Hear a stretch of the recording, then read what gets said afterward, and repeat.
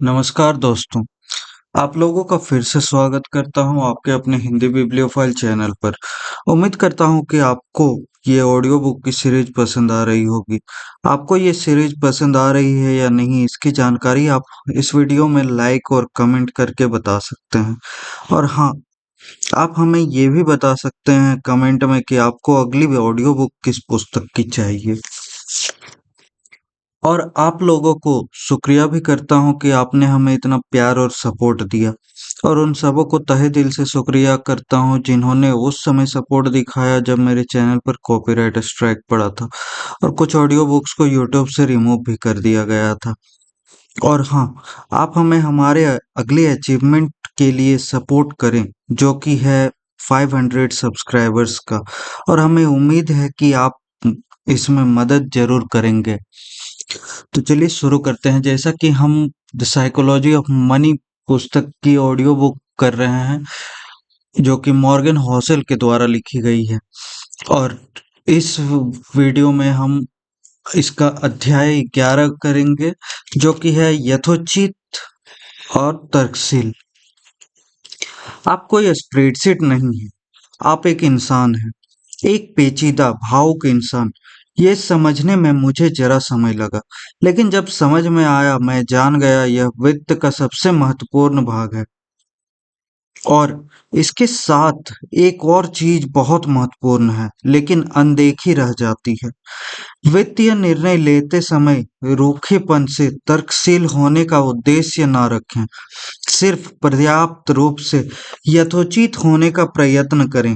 यथोचित अधिक वास्तविक है और इसका आप दीर्घकाल तक अनुसरण कर सकते हैं, जो संपत्ति प्रबंधन में सबसे महत्वपूर्ण है।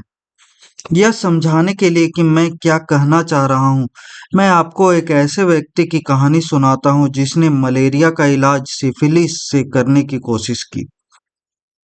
जूलियस वैगनर जोरेग 19वीं सदी के एक मनोवैज्ञानिक थे जिनके पास दो अद्वितीय कौशल थे। वे पैटर्न को पहचानने में बहुत अच्छे थे और जिसे दूसरे मूर्खतापूर्ण समझते थे, वे उसे निर्भीक कहते थे। उनकी विशेषता विकट न्यूरोफिलिस के मरीज थे, जो उस समय एक जानलेवा रोग हुआ करता था जिसका कोई भी ज्ञात इलाज नहीं था। उन्होंने एक पैटर्न देखना शुरू किया। सिफिलिस के वे मरीज जिन्हें किसी अन्य असंबद्ध बीमारी के कारण लंबे समय तक ज्वर भी आता था, वे ठीक हो जाते थे। वैगनर जोरेग ने अनुमान लगाया यह एक ऐसे अंतर्ज्ञान के कारण है जो सदियों से हमारे आसपास रह रहा है, लेकिन जिसे डॉक्टर भली भांति समझ नहीं पाए। ज्वर शारीरिक संक्रमण से लड़ने में अहम भूमिका निभाता है, इसलिए वे इस तार्किक निष्कर्ष पर पहुंचे।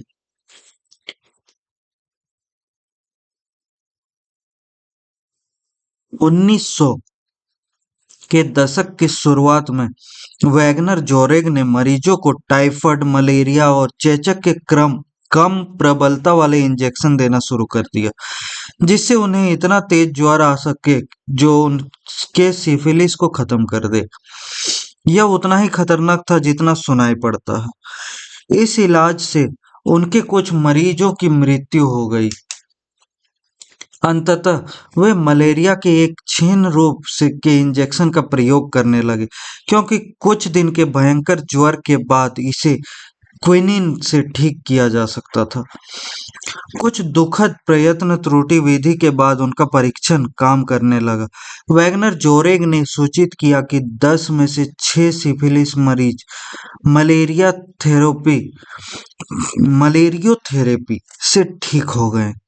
10 में से 3 मरीज की तुलना में जिन्हें इलाज नहीं मिला था, उन्होंने 1927 में औषधि में नोबेल पुरस्कार जीता।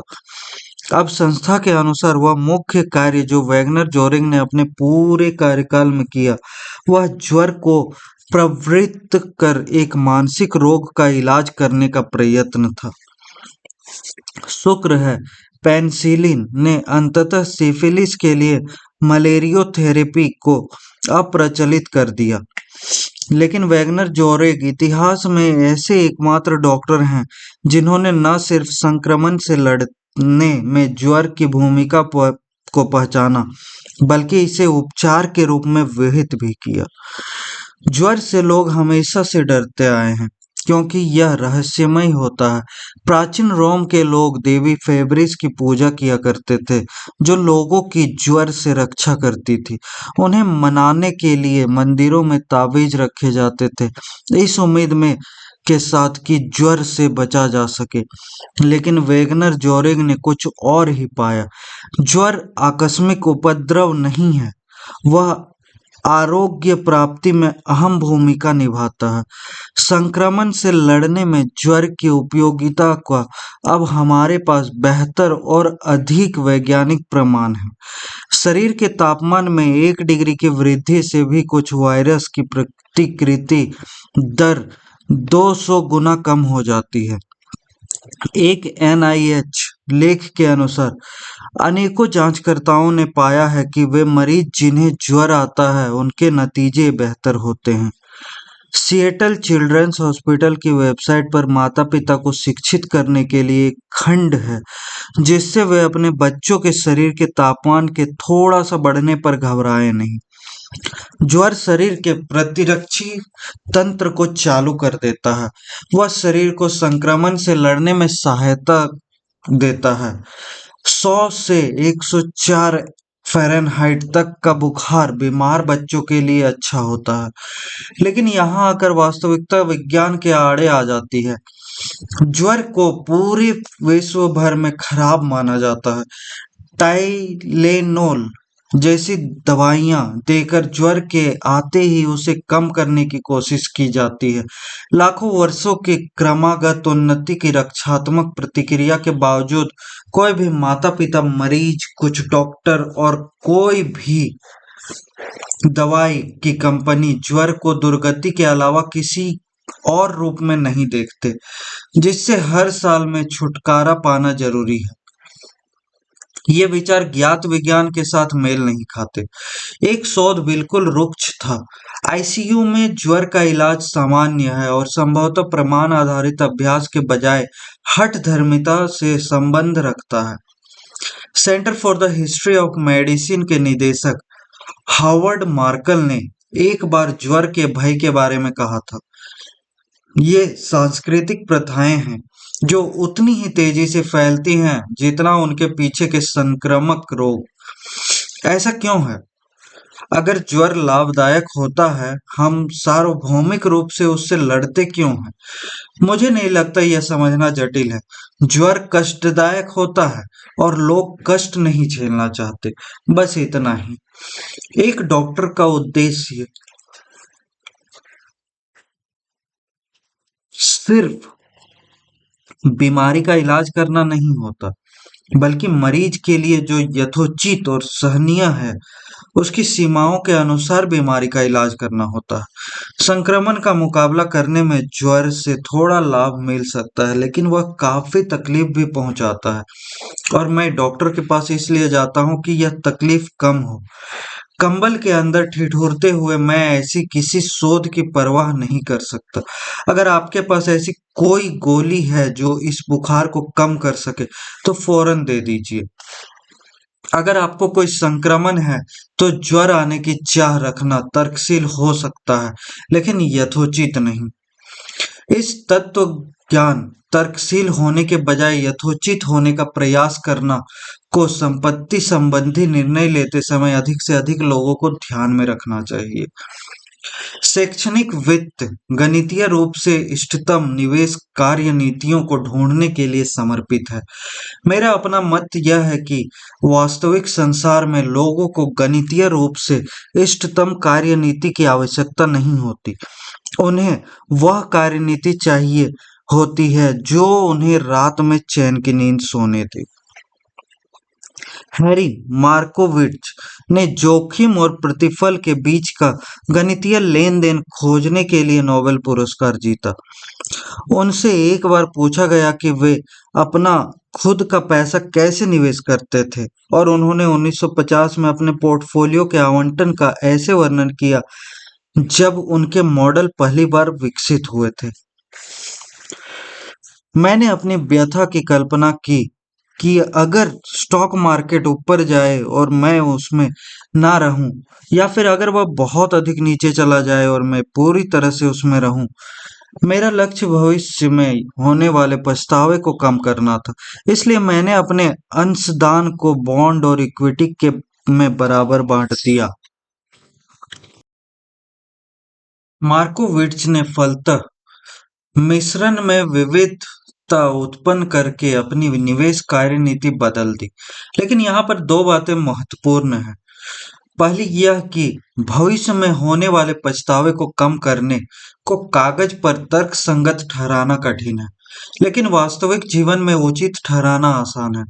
एक तर्कशील निवेशक संख्यात्मक तथ्यों के आधार पर निर्णय लेता है। एक उचित निवेशक उन निर्णयों को कॉन्फ्रेंस कक्ष में उन सहकर्मियों से घिरे हुए लेता है जिनकी वह प्रशंसा जीतना चाहता है, उस जीवन साथी के साथ जिसे वह निराश नहीं करना चाहता, या फिर अपने किसी रिश्तेदार, पड़ोसी या अपने खुद के संदेहों के रूप में मिलने वाले प्रतिद्वंदियों की आलोचना के विरुद्ध।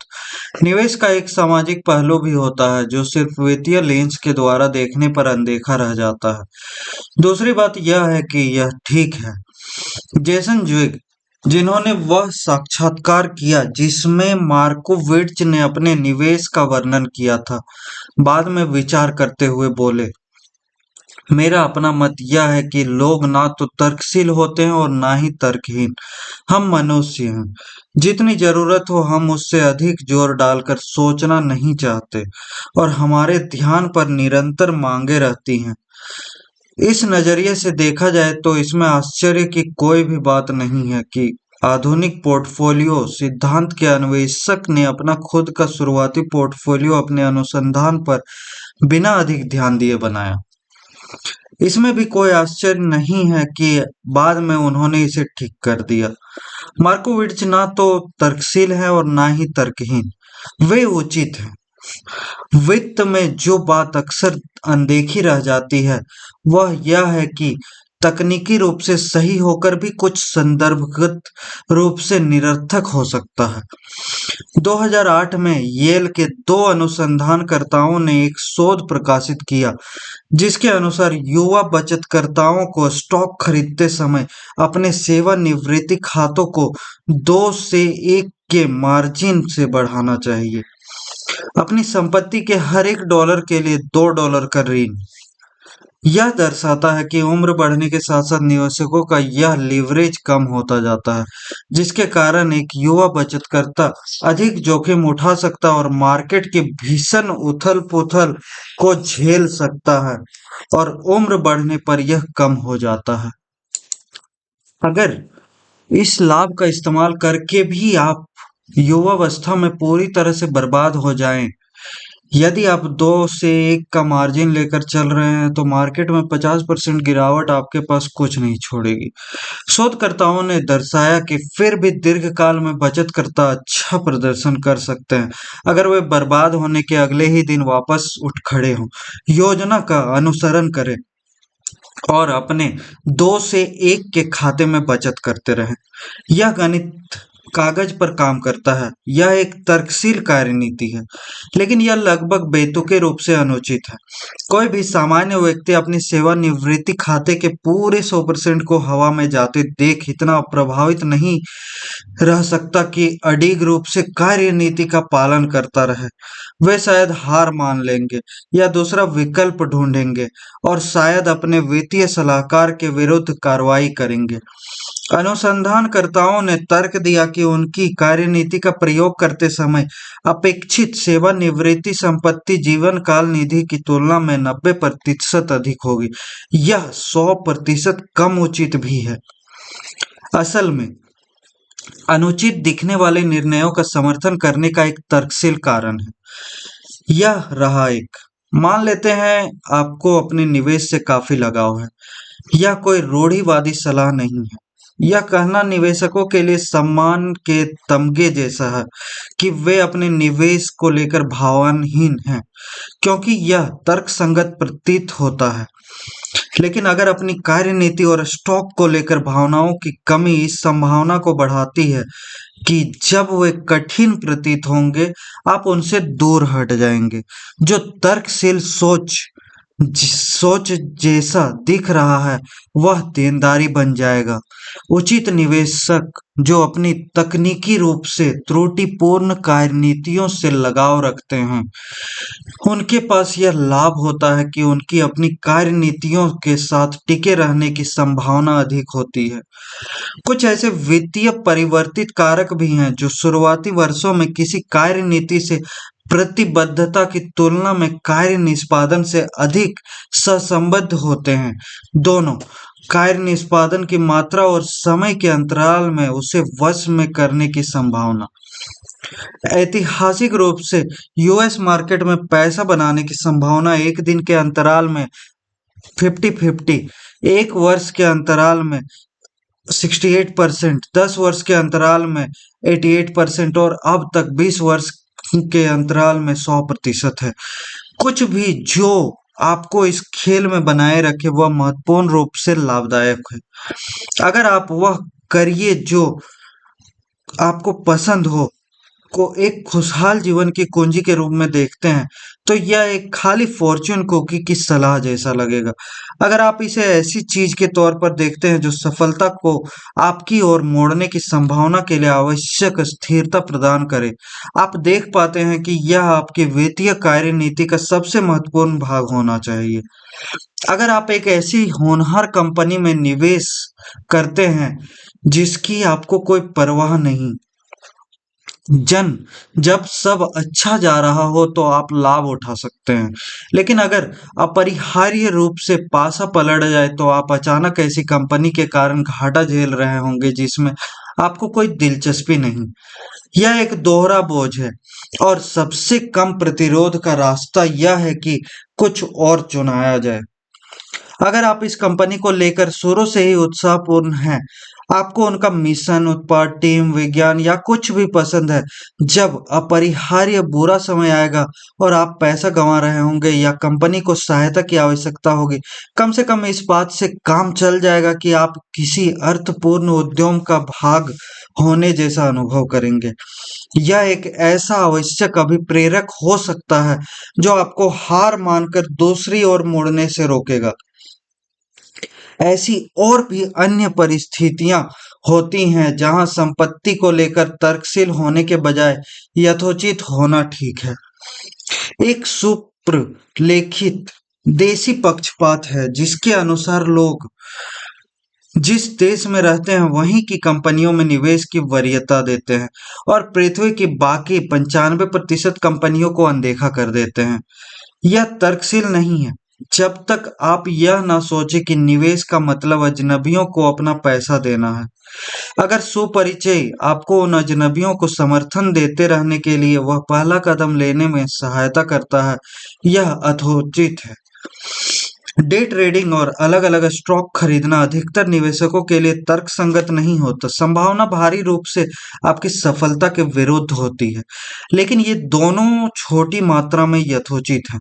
अगर ये आपकी चाह पूरी कर आपके अन्य विविध निवेशकों को बनाए रखते हैं। निवेशक जॉस ब्राउन, जो विविध निवेश का समर्थन करने के साथ साथ विविध निवेश रखते भी हैं, उन्होंने एक बार बताया कि वे क्यों अलग अलग स्टॉक्स का समूह रखते हैं। मैं अलग अलग स्टॉक यह सोचकर नहीं खरीदता कि मैं इससे अल्फा उत्पन्न करूंगा, अत्यधिक बेहतर प्रदर्शन, मतलब मुझे बस स्टॉक से लगाव है। तब से जब मैं 20 वर्ष का था और यह मेरा पैसा है, मैं जो चाहूं वह कर सकता हूं। एकदम यथोचित। अर्थव्यवस्था और स्टॉक मार्केट किस ओर अग्रसर हैं, इसे लेकर अधिकतर पूर्वानुमान खराब हैं, लेकिन पूर्वानुमान करना यथोचित है। सुबह उठकर खुद से यह कहना कठिन है कि मुझे कोई अंदाजा नहीं भविष्य में क्या होने वाला है। अगर यह सच भी हो, लेकिन मैं समझ सकता हूं कि लोग यह अनुमान लोग यह अनुमान लगाने की कोशिश क्यों करते हैं कि अगले साल क्या होगा? यह मानव स्वभाव है, यह यथोचित है। वैनगार्ड के स्वर्गीय संस्थापक जैक बोगल ने अपना करियर कम लागत वाले निष्क्रिय सूचकांक निवेश को बढ़ावा देने के अभियान में बिताया। बहुत से लोगों को यह बात दिलचस्प लगी कि उनके बेटे ने अपना करियर सक्रिय उच्च शुल्क हेज फंड और म्यूचुअल फंड प्रबंधक के रूप में चुना। बोगल, जिनके अनुसार उच्च शुल्क फंड अंकगणित के सादे नियमों का उल्लंघन करते हैं, ने अपनी कुछ संपत्ति अपने बेटे के फंड में निवेश की। इसका क्या स्पष्टीकरण हो सकता है? कुछ चीजें हम पारिवारिक कारणों से करते हैं, बोगल ने द वॉल स्ट्रीट जर्नल को बताया। अगर यह समनुरूप नहीं है, तो जीवन भी तो हमेशा समनुरूप नहीं होता। वाकई शायद ही कभी होता है। तो आपको ये ऑडियो बुक कैसा लगा? आप कमेंट में बताएं। आप को अच्छा लगा तो लाइक करें और नए हैं तो चैनल को सब्सक्राइब करें और दूसरों से शेयर करें इसको। और हमारे छोटा सा लास्ट माइलस्टोन आप पूरा करने में मदद कर सकते हैं, जो कि है 500 सब्सक्राइबर्स का। तो हम मिलते हैं अगले अध्याय में। अभी के लिए धन्यवाद। Sign of.